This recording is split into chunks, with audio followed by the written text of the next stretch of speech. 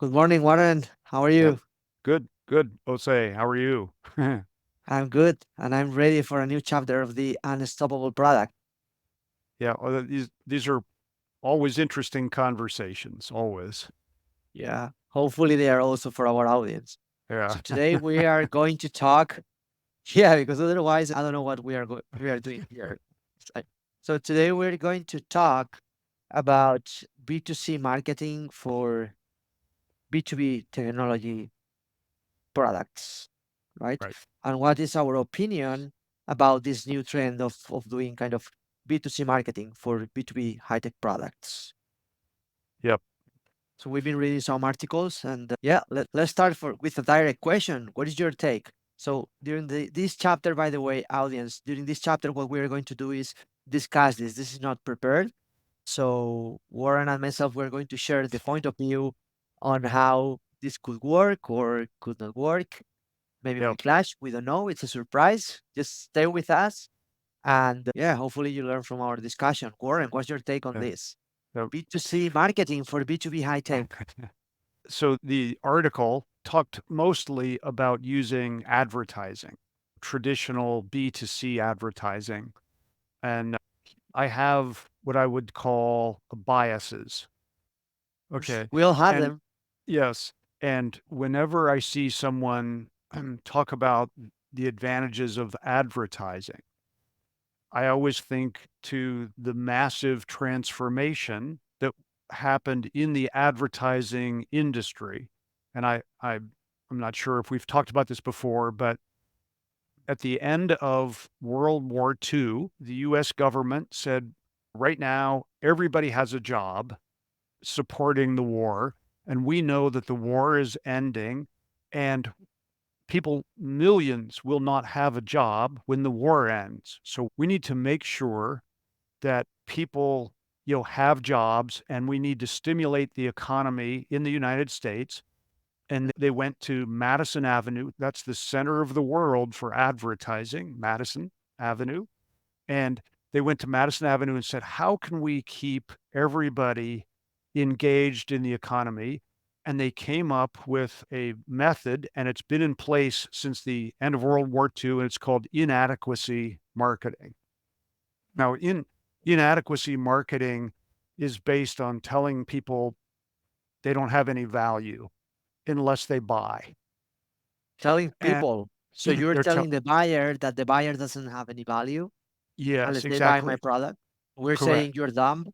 Yeah, and it happens 1,000 times a day and you don't realize it. You're told you're ugly, you stink, you've got bad breath, nobody likes you, you're unsuccessful, but we can save you if you go buy something. Okay. That's that is what the advertising industry has been doing ever since 1945. To me, it looks like this late night ads of the people that if you stay late at night in the TV, they are going to advertise some sort of mattress and things like that are going to save your life. And it's Right. always discounted at 99%. And it's okay, how can you miss that offer? Yes, but also much of it is very subtle and nuanced. So it'll show this big, powerful person, a man, and he's got five girlfriends, right? There, there are girls all around him, and he's just very popular. And he'll go, I love to drink this drink. All right. And what it says is very quietly and subtly is if you don't have five girlfriends, you're a failure. And you could have five girlfriends if you just drink this drink. And it's over and over, and it's just very deep inside the messaging. That sounds like And a tobacco announcement or a tobacco advertising from the 60s. yeah, It's like, but it's very common with automotive. They show people who drive a certain car have just tremendous business success. Right, and they say it's because he drives this car. magic. Okay.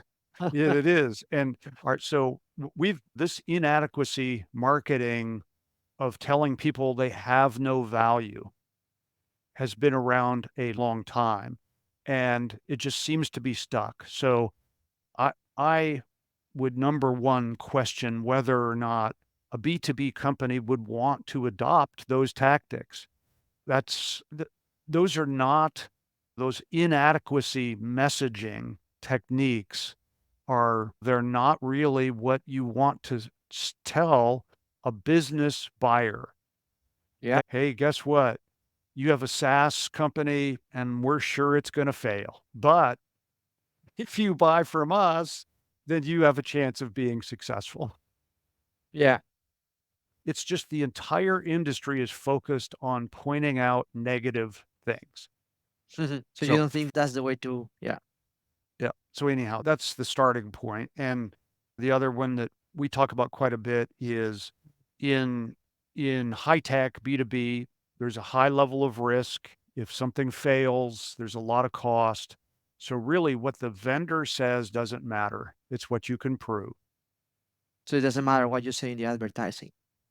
No. A And lot, a lot yeah. of stuff to talk here. Yeah, plenty of ideas are bombarding my mind. But I'll let you keep talking. So it's very closely connected to many of the things we talk about where you don't position your product, the market positions your Mhm. product. That's part of the what you say doesn't matter. So why We actually also say that advertising doesn't do a lot for positioning, right? Because you need the support of the market ecosystem or infrastructure. exactly. And you can use advertising in B2B situations, but the only way it's effective is it supports what people already believe. Yeah, and that's pretty related with what we just discussed is you don't want to send a message that is if you are creating a new market category and you're at the very beginning of a disruptive innovation, you gotta be honest and lead with the change. But if you are not in that stage, if you're in a mainstream market or approaching a mainstream market, we always say that fit with what the market already believes. Because Yep. otherwise, people don't want to change. They have their habits, they have their way of thinking. Everything that clashes their way of thinking is against their human nature, which is they are going to put their brains in mode flight or fly, right? And Yep. just I don't want to change, right? I don't trust it just because it doesn't fit with the way I'm thinking. So the better Yeah. we make it fit, right? The best. Absolutely. There is advertising that reinforces existing perceptions. Okay. And that could be worth spending the money.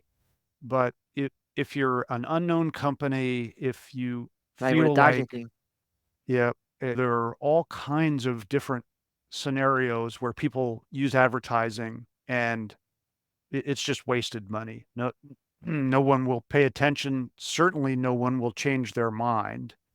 And the thing that we have talked about, I believe, is that if you if you want to prove something to an audience, you can use what we call reference. You can use evidence or inference, right? Proof that really comes from a third party is what is the best, most meaningful form of communication, not what you say through advertising. And this is, I believe, is very related with recently Winter, the messaging testing tool by Pep Laha. They have created this B2B buyer journey research. They have a blog post. I am reading it right now. I had this prepared for the podcast, and it says that they did this survey to more to 200 CMOs or marketing executives on how they buy B2B software. Okay. And 58%, 58 of these B2B marketing executives start their short listing of vendors. Is I want to buy this software. I make a short list of 3 vendors before going into a demo. They start by asking their peers, Yeah. almost 60%. Yeah. And then if you go to the main methods of what plays the biggest role in determining which vendors to consider, First of all is word of mouth and peer recommendations Yeah. structure, and then we can get into that, right? Uh-huh. Secondly is third-party reviews, which basically is online word of mouth also, Yep. surprise. And then is market share or brand frame. But then if you go to supplier ads, is so the worst option is cold outreach, and the second worst option out of seven is advertising. Yeah, exactly. It's less than half of word of mouth. Yes. And it makes a lot of sense because no one wants to buy a high-tech product and then discover it's not compatible with everything else they have, or that they don't know how to integrate it into their workflow, or it seems to always crash or whatever. It's just there's too much risk that things could waste your time, your money, and your job if you actually have a negative impact on your company because you chose the wrong product. That's your reputation on the line. Yeah, there are a lot of reasons that no one's gonna pay any attention to advertising. We've been discussing a lot of reasons because reasons and data, right? On Yep, how advertising may not work for B2B, or at least the approach of B2C advertising, because this article that you sent to me was talking about TikTok. So to be clear with the audience, was talking about TikTok, Instagram advertising, and things like that. Let's talk when maybe advertising can work for B2B. And right, and I think if I could add one last thing, that article did yeah, mention, I think, a company called WeWork doing yeah. advertising, and that was on television. That was, I think, the Super Bowl. So I think that there are B2B companies doing advertising on regular television and, Mm. so what I call normal channels. But anyhow, Mainstream channels. yes, absolutely. Absolutely. But Um, I think so. Here there's a consideration, right? Because actually, I'm a client of WeWork. I have a hot desk on WeWork. uh-huh, When we talk about B2B advertising, there is also one of the things to consider, either to push advertising or not, plus another other things, right? Are we pushing advertising for awareness? Is the first time that the client is going to learn from us?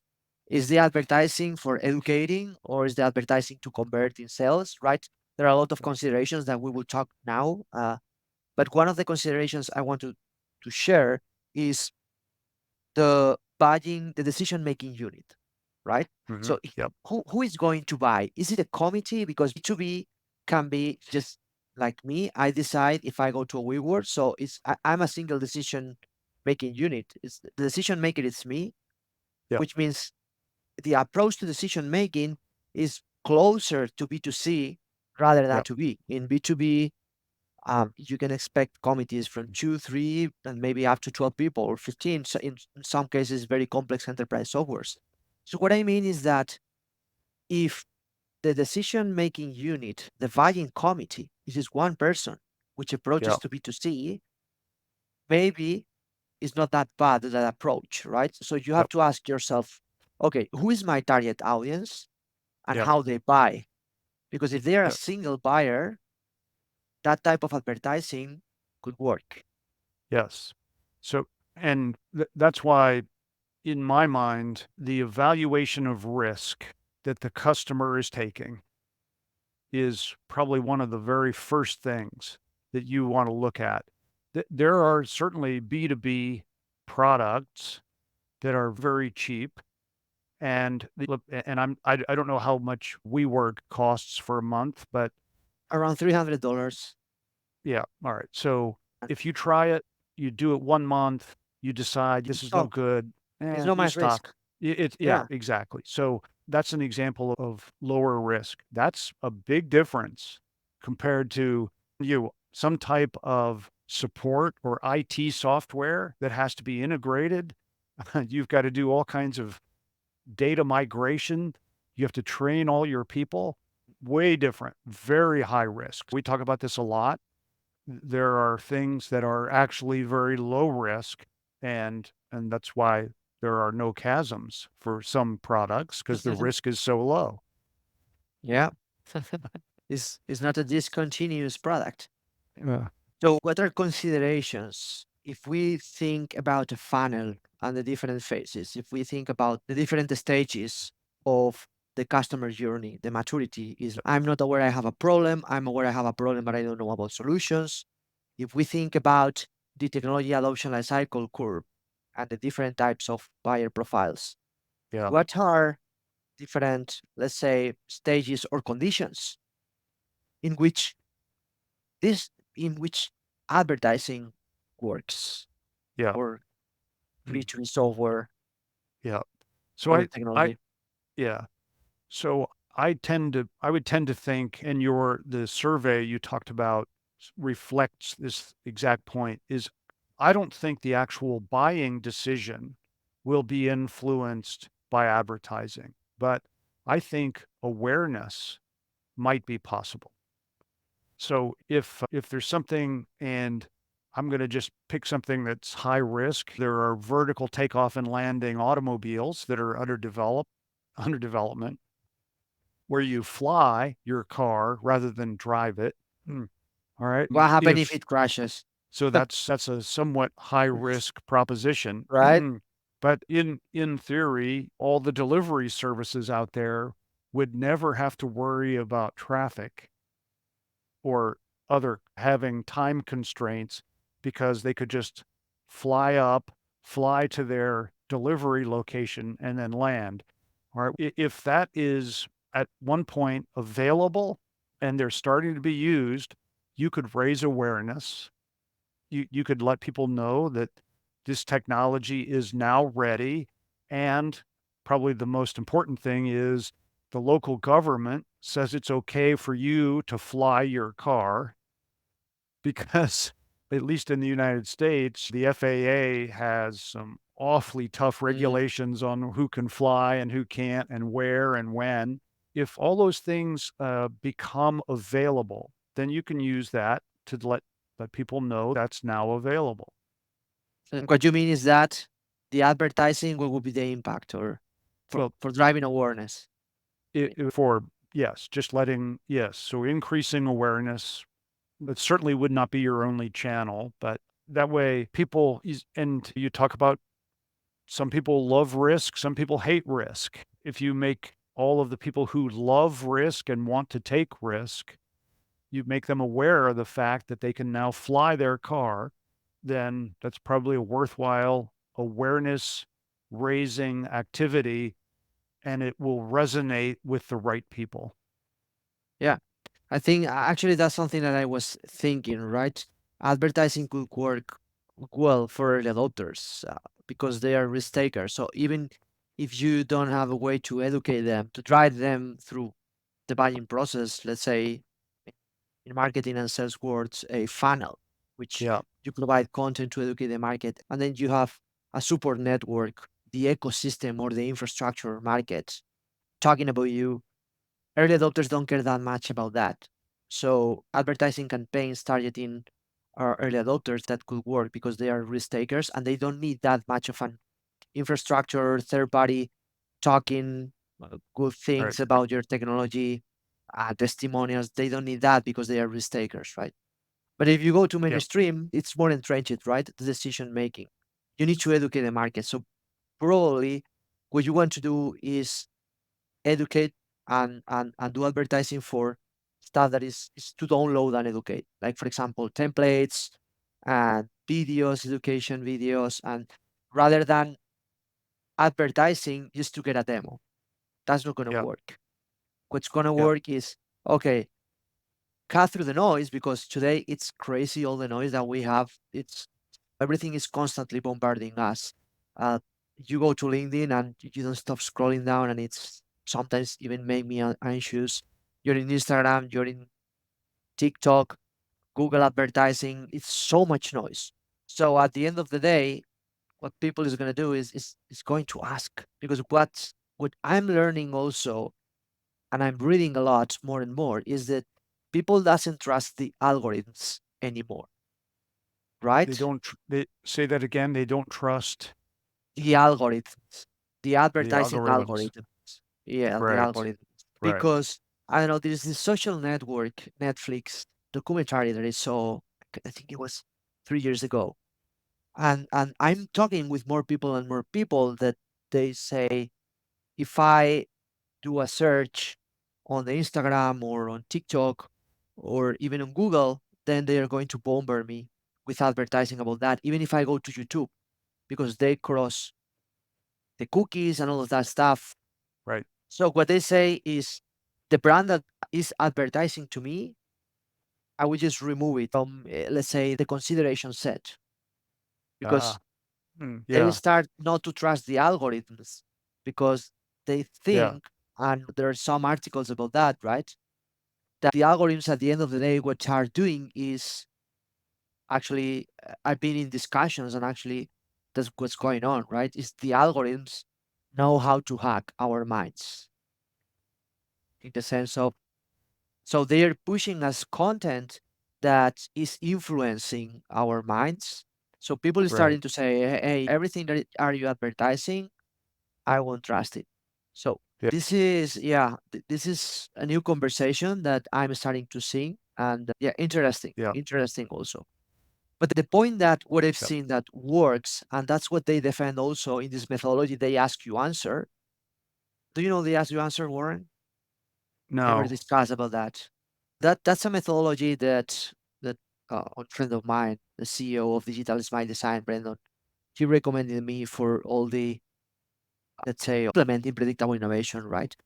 And this Mm. methodology is closer to B2C in the sense that they defend that everyone we're selling to people every day, and that's of course 100% accurate. And Yeah. because of that, they want to be informed and not treated like fools and don't make them lose time. So they Right. ask you answer basically is either in B2B or in B2C, people ask questions about your Mm. product, about your category, and about your technology.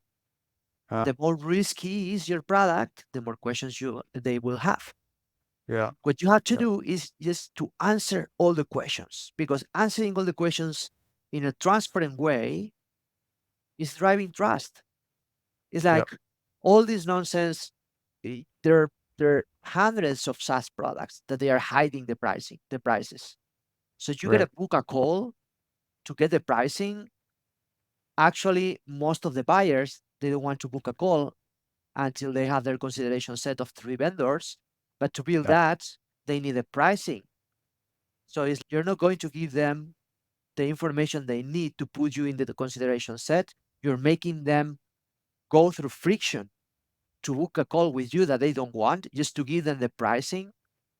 So Yeah. they ask you answer is defends this methodology or way of Mm. thinking that you should just say the pricing in a transparent, in an easy way, legible way, but not just the pricing, everything. Educate your Yeah. customer through the process, which is exactly what we defend.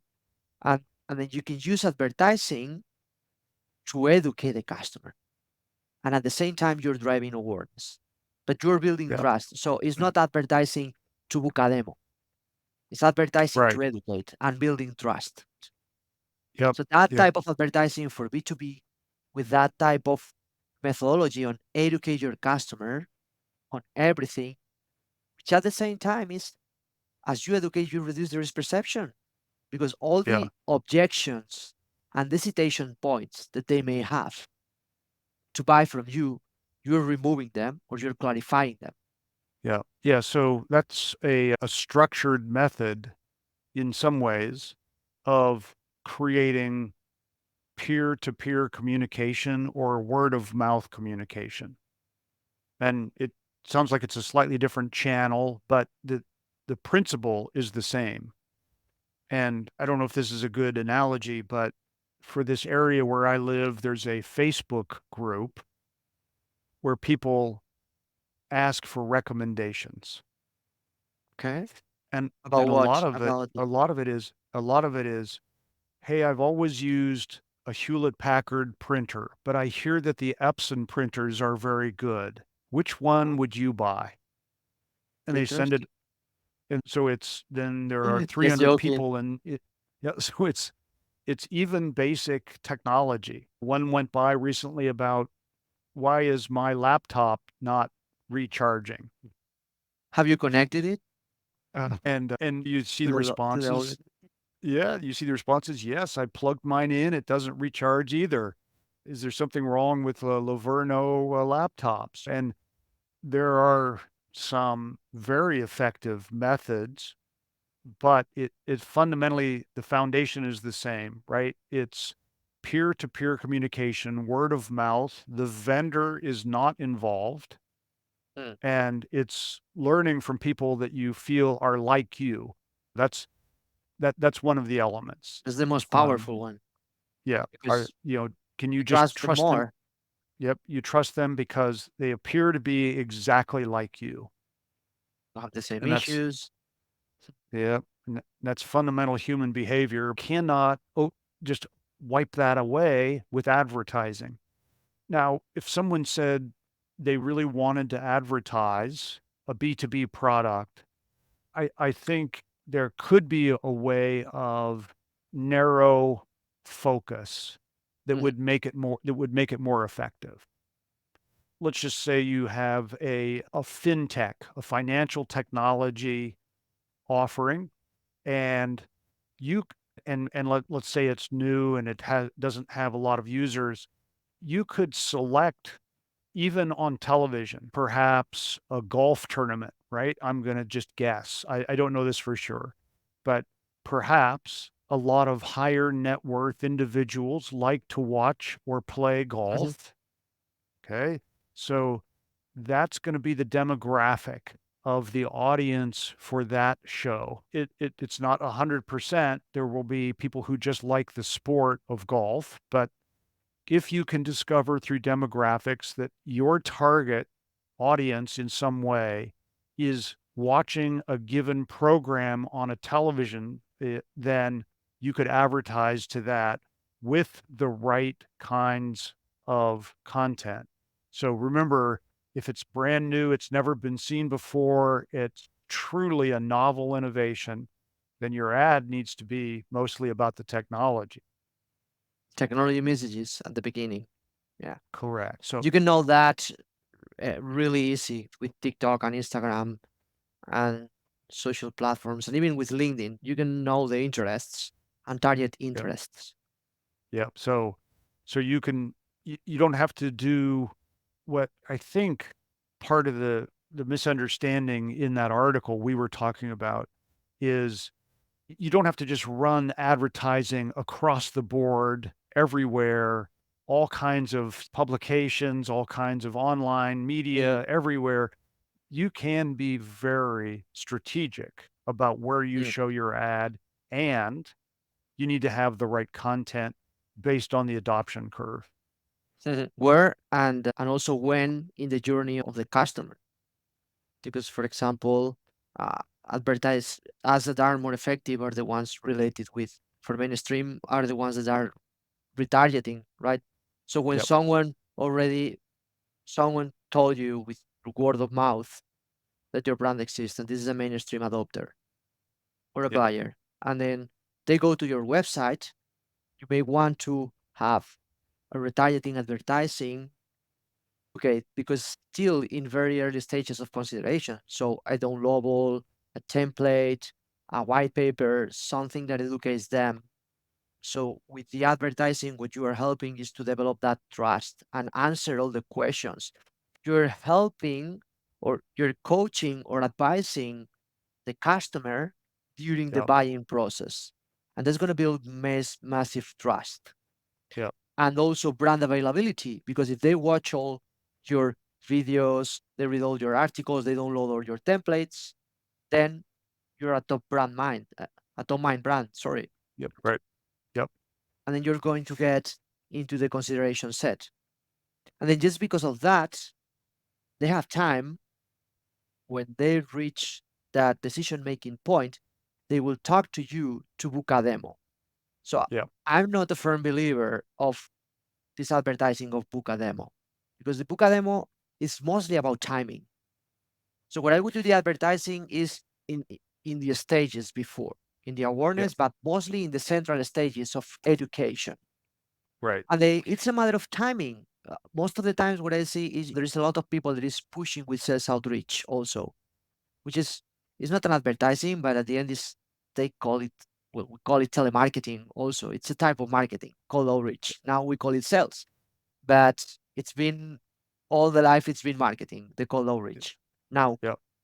timing is the fundamental most important thing because you can do the biggest cold outreach campaign ever.